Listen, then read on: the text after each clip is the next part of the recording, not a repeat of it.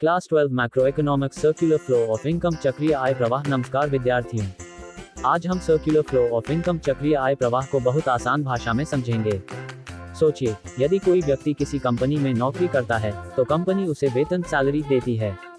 यही वेतन उस व्यक्ति की आय इनकम बन जाता है। अब वह व्यक्ति अपनी आय से भोजन, कपड़े, मोबाइल, शिक्षा और अन्य वस्तुएं खरीदता है, यानी वह अपनी आय को व्यय एक्सपेंडिचर के रूप में खर्च करता है।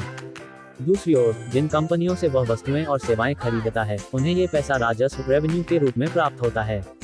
फिर वही कंपनियां इस राजस्व से कर्मचारियों को वेतन देती हैं, कच्चा माल खरीदती हैं और उत्पादन जारी रखती हैं।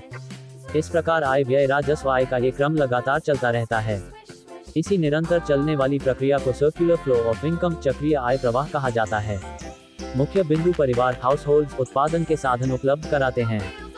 फर्म्स उन्हें वेतन, किराया, ब्याज और लाभ देती हैं। परिवार अपनी आय से वस्तुएं और सेवाएं खरीदते हैं। फर्मों को बिक्री से आय प्राप्त होती है। ये प्रक्रिया लगातार चलती रहती है। निष्कर्ष याद रखिए, परिवार आय प्राप्त करते हैं, आय को खर्च करते हैं, फर्मों को राजस्व मिलता है और वही राजस्व फिर आय बनकर परिवारों तक लौट आता है। यही सर्कुलर फ्लो ऑफ इनकम है। धन्यवाद। अगले वीडियो में हम दो क्षेत्रीय अर्थव्यवस्था 2 sector model of circular flow of income को सरल तरीके से समझेंगे।